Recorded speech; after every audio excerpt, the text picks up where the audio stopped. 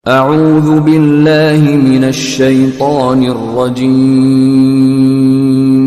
بسم الله الرحمن الرحيم Fastahduni ahdikum, mintalah petunjuk padaku, aku akan berikan petunjuk kepadamu. Maksudnya kembali kepada syariat yang diturunkan. Islam sudah datang mengajarkan mana halal, mana haram, mana makanan, mana minuman, mana pergaulan, mana pendapatan yang boleh dan tidak boleh, dipandu. Dan subhanallah, orang yang mengikuti agama Allah pasti bahagia, karena semua agama perintahkan baik. Jujur, amanah, tanggung jawab, bakti sama orang tua, baik sama orang lain, jenguk orang sakit, bantu orang susah, semuanya baik. Dan diberikan keutamaan-keutamaan, namanya fadilah dalam agama kita. Kemudian dilarang, yang dilarang itu teman-teman, mukul orang, gunjing orang, kasar dengan orang, mengambil haknya orang lain, durhaka sama orang tua, jahat sama tetangga, dilarang semua. Dan diberikan ancaman-ancaman. Allah bilang, ambil petunjuk dari aku akan berikan petunjuk kepada kalian. Ya ibadi, wahai hamba-hambaku, kullukum ja'in illa man at'amtuhu fastat'imuni at'imkum. Wahai hamba-hambaku, kalian semua kelaparan kecuali yang aku berikan makanan, maka mintalah makanan padaku. Manjalah dengan Allah, saudaraku seiman. Allah mau kita manja dengannya. Bahkan dalam pepatah bahasa Arab dikatakan, jangan kau minta dengan manusia, karena kalau kau minta padanya, dia akan marah. Tapi mintalah kepada Allah, zat yang mulia, yang kalau kau tidak minta justru dia marah. Allah marah kalau kita tidak mengingin dan bermanja dengannya. Dalam sebuah hadis sahih riwayat Imam Tirmidzi menguatkan riwayat ini, kata Nabi SAW, man lam yad'ullah yaghdab alaihi. Siapa yang tidak minta sama Allah, tidak manja dengan Allah, Allah marah padanya. Teman-teman, dalam masalah doa kepada Allah ini, Allah lebih suka kita kalau minta kepadanya dalam kondisi nikmat lagi memuncak agar dipertahankan, daripada sudah datang cobaan kita minta jalan keluar. Teman-teman, kalau lagi sehat lalu kita minta, ya Allah pertahankan kesehatan saya, lebih besar pahalanya dan Allah lebih cintai dibandingkan sakit baru minta supaya disembuhkan. Kita lagi kaya, lagi ada pekerjaan, lagi sehat, lagi tidak ada masalah dalam rumah tangga, anak-anak juga Masya Allah baik, maka kita minta agar dipertahankan itu, diberkahi, jauh lebih Allah cintai dan berpahala dibandingkan nanti kalau sudah ada cobaan baru kita minta jalan keluar. Allah mau kita manja dengannya, teman-teman sekalian. Lalu kenapa tidak melakukannya? Sederhana, nggak butuh operator, nggak butuh peraturan khusus. Alhamdulillah wassalatu wassalamu ala rasulillah. Buka dengan itu doa Anda, lalu sampaikan keluh kesahnya semuanya.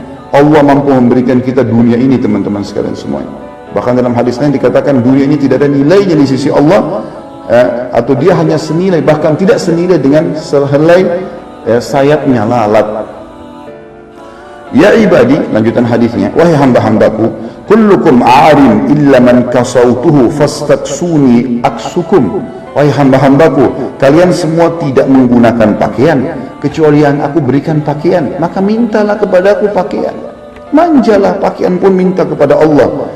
Ya ibadi, wahai hamba-hambaku, innakum tukhti'una bil-laili wan-nahari wa ana aghfiru dhunuba jami'a fastaghfiruni aghfir lakum. Wahai hamba-hambaku, kalian semua rutin melakukan dosa-dosa di malam dan siang hari, dan ketahuilah hanya aku yang akan membersihkan dosa-dosa kalian itu, maka mintalah taubat dan istighfarlah kepadaku, aku akan bersihkan kesalahanmu.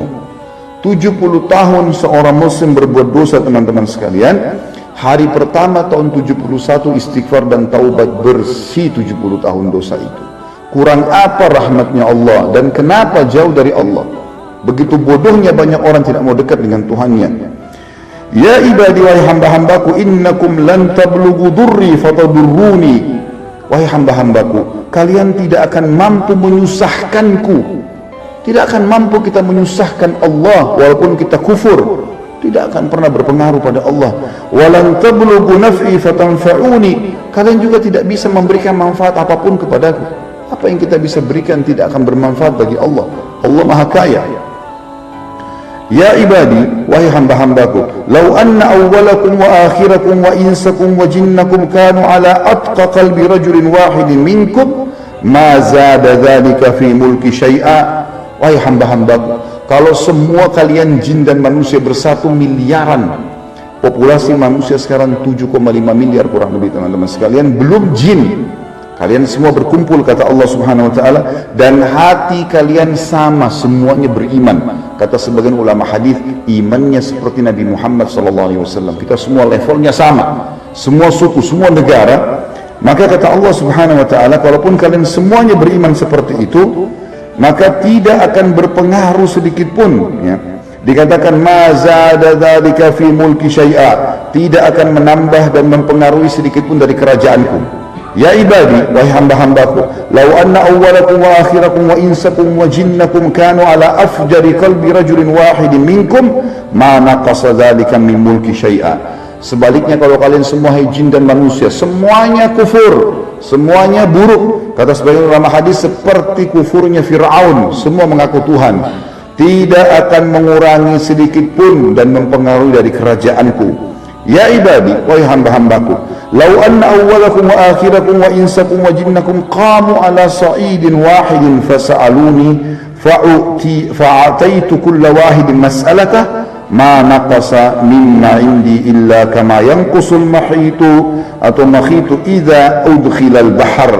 Wahai hamba-hambaku, kalau seandainya seluruh yang awal dulu, manusia yang awal, manusia yang hidup dan manusia yang akan lahir nanti, begitu juga dengan jin yang sudah meninggal, yang hidup dan yang akan hidup nanti, semuanya berkumpul di dalam sebuah atau di sebuah tempat, sebuah lembah yang besar, kemudian masing-masing meminta apa yang dia inginkan. Miliaran jin, miliaran manusia semua minta, dan aku memberikan masing-masing apa yang mereka minta, tidak akan mengurangi sedikit pun dari kerajaan dan kekuasaanku, kecuali hanya seperti jarum yang dicelupkan ke lautan lalu diangkat, maka tidak tertinggal setetes air pun. Ya ibadi, wahai hamba-hambaku, innama hiya amalukum uhsiha lakum thumma ufikum iyyaha faman wajada khairan falyahmadillah wa man wajada ghaira dzalika fala yalumanna illa nafsah. Wahai hamba-hambaku, apa yang aku perintahkan kepada kalian dari amal-amal, sholat, puasa, zakat, baca Quran, bakti sama orang tua, jenguk orang sakit, bantu orang susah, segala macam, itu amal-amal yang aku buatkan program hidup buat kalian, dan akan aku kembalikan hasilnya kepada kalian. Siapa yang melakukan kebaikan, bersyukurlah, dan siapa yang tidak mau melakukan itu, maka dia tidak perlu sesali kecuali dirinya sendiri. Hadis agung riwayat Imam Muslim. Ada banyak sekali teman-teman hadis seperti ini, puluhan bahkan ratusan hadis qudsi berhubungan dengan masalah ini. Renungi hadis yang lain teman-teman sekalian, dan kita tutup khutbah kita dengan hadis yang kedua ini. Allah Subhanahu wa taala berfirman melalui lisan nabinya Muhammad sallallahu alaihi wasallam, ya ibna Adam, wahai anak Adam, la takhafanna min dhi sultanin ma dama sultani baqiyah wa sultani la yanfaddu abada. Wahai anak Adam, jangan pernah kamu takut dengan siapapun yang berkuasa di muka bumi ini, mau raja, mau presiden, mau siapa saja, selama kerajaanku ada. Dan ketahuilah, kerajaanku tidak akan pernah terkalahkan. Ini jelas. Kita lihat histori manusia tidak akan bohong. Fir'aun teman-teman sekalian secara fisik tinggi, putih, gagah, kekar, keturunannya banyak, istrinya banyak, kekayaannya luar biasa. Kerajaan Fir'aun dulu menguasai setengah dunia, seluruh Afrika, ibu kotanya Mesir, dan seluruh Eropa dikuasai sama dia. Pasukan perangnya nggak pernah kalah, ngaku Tuhan lagi. Historinya ada. Bapak-bapak tidak perlu lagi jauh-jauh pergi ke Mesir. Sekarang subhanallah dengan medsos kita tinggal bisa lihat muminya Fir'aun, kita bisa lihat peninggalan piramidanya. Namrud, apa kurangnya Namrud di Babilonia, di Irak, di zaman Ibrahim alaihissalam, menguasai setengah dunia sama dengan Fir'aun. Tinggi, besar, putih, gagah, kekar, keturunannya banyak, kaya raya, mengaku Tuhan, pasukannya nggak pernah kalah. Babilonia, Irak, seluruh Asia dikuasai sampai Rusia, sampai di Indonesia dulu di zaman dia dikuasai semua setengah dunia. Tapi habis semua kisahnya, tinggal kita ketik di Google atau di mana tentang peninggalan kerajaan Babilonia, tinggal patung, tinggal kenangan istanahnya. Begitulah hasil orang-orang yang kufur kepada Allah. Ambil pelajaran teman-teman sekalian. Saya yakin di sini bapak-bapak masya Allah tidak asing dengan sarjana, karena pasti anda bertugas di KBRI seperti ini sudah punya ijazah. pada saat kita susun skripsi, atau mungkin teman-teman S2, tesis, S3, mungkin disertasi, tidak asing lagi dengan penelitian lapangan. Kita cukup mendatangkan penelitian ke tempat seseorang, atau misalnya saya mau tahu di sini, di sini apa saja kegiatan masyarakat, saya tidak perlu datangi semuanya orang. Saya datangin siapa yang bertanggung jawab, mengambil data statistiknya, selesai. Penelitiannya sudah ada, cukup. Seperti itulah, ini penelitian histori manusia ada. Jangan konyol. Semua orang-orang kafir kufur kepada Allah akhirnya binasa dan buruk, dan semua orang beriman kepada Allah, para nabi-nabi, selamat dan aman. Ikuti ini dan jangan ikuti yang ini. Kata Allah selanjutnya, ya bena Adam, wahai anak Adam, la takhsha min dzikir rizq wa khazaini mal'ana wa khazaini la tanfaddu abada. Wahai anak Adam, jangan pernah kamu takut kekurangan rezeki, karena pembendaharaanku penuh dan perbendaharanku tidak akan pernah habis. Aku sudah tentukan rezekimu, enggak usah khawatir. Kata Allah, ya bena Adam, wahai anak Adam, khalaqtuka lil ibadati fala tal'ab. Aku telah ciptakan kamu untuk ibadah kepadaku. Tunduk, halal nikmati, haram tinggalkan, perintah kerjakan, larangan jauhi. Itu tujuan kamu diciptakan. Fala tal'ab, jangan kamu bermain-main. Wa dhamintu laka rizquka fala tata'ab. Enggak usah capek-capek habisin energimu, potensimu hanya untuk mengejar rezeki dunia. Sudah aku tentukan. Sudah ditentukan, teman-teman sekalian. Ada seorang laki-laki datang kepada seorang syekh di Saudi, miskin, dia rasa dirinya miskin, belum makan berapa hari. Dia datang ke dalam majelis ilmu, lalu dia mengatakan begini, syekh, saya orang miskin. Kebetulan syekhnya lagi pengajian. Syekh ini kayak kita kiai di Indonesia. Kata syekhnya, kamu orang kaya. Orang ini bajunya biasa, beberapa hari nggak makan. Kata syekhnya, kamu orang kaya. Dia bilang, syekh, saya orang miskin. Kata syekhnya, kamu orang kaya.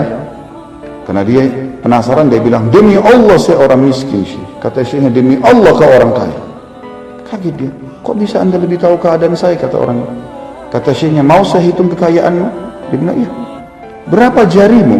Dia bilang 10. Baik, mau nggak kamu jari kamu saya potong satu, saya ganti dengan 1 juta real, 3,5 miliar, tapi saya potong satu. Mau nggak? Nggak mau. Kamu punya 10 juta real. Mau nggak matamu satu saya cungkil, saya ganti dengan 1 juta real? Nggak mau. 2 juta real. Kupingmu satu saya potong, mau nggak? Nggak mau. Kakimu nggak mau, semua nggak mau. Kata syekhnya, bang, kamu ini orang kaya raya, tinggal keluar cari makan dan minum. Dasar manusia suka keluh kesah. Potensi ada, tinggal bergerak, dianya saja yang berkeluh kesah. Umumnya permintaan kita, teman-teman, dalam keseharian Allah penuhi. Bukankah kita kalau lapar tinggal bilang lapar, terus tiba-tiba sudah ada makanan? Kalau tidak, anda tidak akan hadir di sini, kita tidak akan bisa makan. Sudah dijaminkan semua, cuman sebagian kecil yang Allah belum kasih, itu pun dengan kasih sayangnya Allah tidak dikasih. Sampai kata Nabi SAW dalam hadis qudsi yang lain, Allah berfirman kepada para malaikat, sempitkan rezekinya hambaku yang ini, kurangi sedikit, karena kalau kau buka dia tambah kufur, dan luaskan rezekinya hambaku yang ini, karena kalau kau buka dia tambah bersyukur. Kata kuncinya ada kok, asal mau belajar. Lanjutkan hadis, teman-teman, ini penutupnya tentunya. Wali izzati wa jalali, demi kemuliaanku dan kesempurnaanku, in radita bima kasamtu laka, kalau seandainya kau ridho dengan apa yang sudah aku berikan, paras wajahmu, rambutmu, postur tubuhmu, warna kulitmu, bahasamu, makananmu, minumanmu, istrimu, suamimu, kamu ridho dengan apa yang aku berikan, anak-anakmu lahir begitulah, kamu bersyukur, kamu terima itu, arahtu laka qalbaka wa badanak, aku akan membuat jiwamu dan badanmu tentram, aman, tinggal terima.